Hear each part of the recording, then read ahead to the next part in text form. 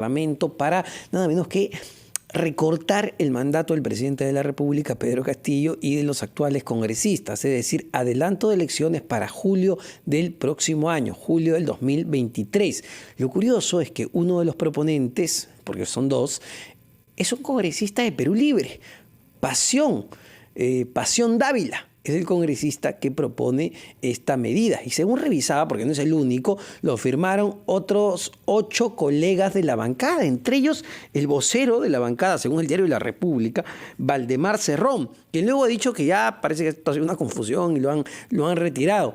Pero además de eso, también propone, o propuso horas más tarde, el día de ayer, la congresista de Podemos, Digna Calle, también en la misma línea, adelantar las elecciones para julio del próximo año. Vamos a conversar de este tema con Rafael Sánchez Ríos, abogado constitucionalista. ¿Cómo está, doctor Sánchez? Muy buenas tardes. ¿Cómo estás, Omar? Buenas tardes. Bueno, en principio, más allá de lo curioso sobre el tema de quienes proponen esto y la mirada política que además tiene evidentemente, ¿es un proyecto viable desde el punto de vista constitucional? ¿Se puede modificar la Constitución para el adelanto de elecciones? A ver, este es un par de proyectos de reforma constitucional que tienen como antecedente más conocido, digamos, el proyecto que fuera aprobado en su momento luego de la crisis desatada por los Vladivideos y que trajo consigo, por supuesto, la renuncia y en términos formales la vacancia del presidente Fujimori por incapacidad moral en su momento. Recordemos también que una propuesta similar fue discutida a proposición del expresidente Vizcarra cuando hizo el anuncio en uno de los mensajes a la nación en los que propuso que ante la crisis, ante la crispación que había de manera permanente entre el Congreso y el Ejecutivo, una salida a dicha crisis era adelantar las elecciones y que se renovara tanto el Parlamento como el Poder Ejecutivo. Y estas propuestas van en ese sentido. Ahora, como el nombre de ambas lo señala y la naturaleza de ambas propuestas lo explica, son propuestas de reforma constitucional. La Constitución prevé una duración de 5 años para el mandato del Parlamento y del Poder Ejecutivo, del Presidente de la República y de los vicepresidentes. En consecuencia, para modificar ese plazo constitucional debe crearse una norma de excepción y es por eso que ambas propuestas consideran la incorporación de una cuarta disposición transitoria especial, ¿no?, que regulará una situación muy particular solamente para las personas que han sido electas en las elecciones del 2021. Ahora, como todo trámite de reforma constitucional, tiene que pasar por el procedimiento previsto en el artículo 206 de la Constitución. Es decir, o son 2 votaciones con mayoría calificada, más de la mitad del número legal de congresistas en 2 legislaturas distintas, o la votación en el Congreso y luego el sometimiento a referéndum. Y a ver, eso es un punto interesante, doctor. Es decir, si hubiese voluntad política, el Congreso de la República podría aprobar esto, entiendo, con los 2/3 del total de parlamentarios y luego llevarlo a un referéndum quizá para octubre de este año, es decir, que se le pregunte a la ciudadanía si efectivamente quieren que se vayan todos, pues. Sí, es correcto.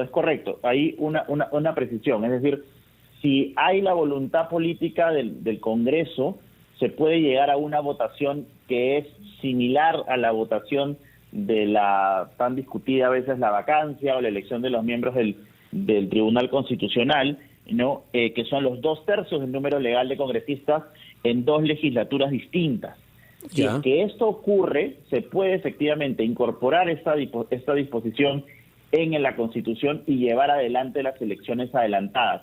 De lo contrario, si no hay esta voluntad política de consenso de sacar adelante este momento de crisis, lo que deberá operar es la aprobación, si es que se logran los números de más de la mitad del número legal de congresistas, y luego poder someter a referéndum esta propuesta. Eso es interesante, ¿eh? Eso es interesante. Es decir, en términos políticos incluso se podría aprobar con una menor cantidad de votos, con la mitad más uno, y luego ser llevado esto a un referéndum ciudadano para que la población diga pues si quiere continuar con este gobierno o si quiere continuar con este Congreso de la República. Es decir, la valla incluso es menor si es que introducimos la figura del referéndum, del voto popular.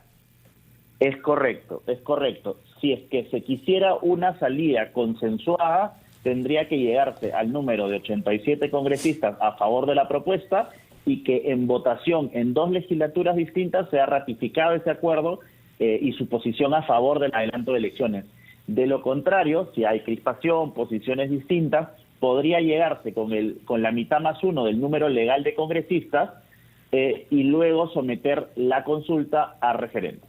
Y ahora, ¿de quién depende cuál camino tomar con estos proyectos de ley? ¿Quién dice, bueno, vamos a ir por la votación de 2/3 o vamos a ir por la votación de la mitad más uno? ¿Eso se tiene que decir previamente o va a depender de cómo se vote? Va a depender efectivamente de cuál sea el resultado del debate y la votación en el Pleno.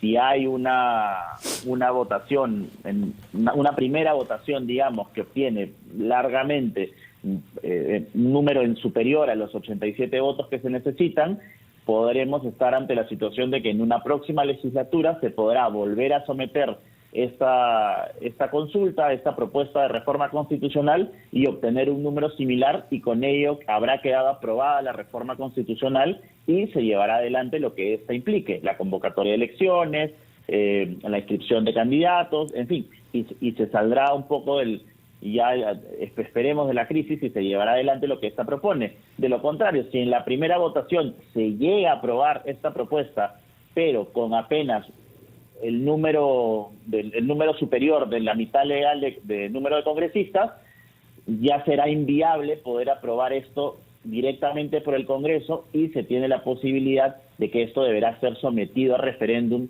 para que sea la ciudadanía quien ratifique el acuerdo del Congreso. ¿Pero quién convoca ese referéndum? ¿El propio Congreso? ¿El gobierno?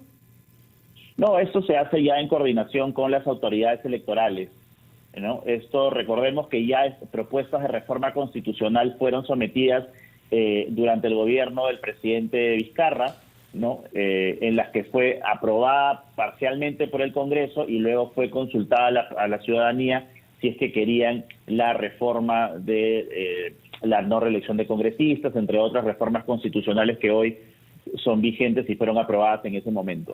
Perfecto, doctor. Muchísimas gracias. Hemos conversado con Rafael Sánchez Ríos, abogado constitucionalista, sobre este proyecto que vamos a ver qué camino tiene, porque de todas maneras requiere la voluntad política y tiene que pasar el filtro de la Comisión de Constitución que preside la congresista Patricia Juárez. Pero ahí está, nuevamente, lo curioso de esto es que fue presentado por un miembro de la bancada de Perú Libre, de la bancada de gobierno, y de la congresista también Digna Calle, de la bancada Podemos. 12:44, escuchamos a nuestros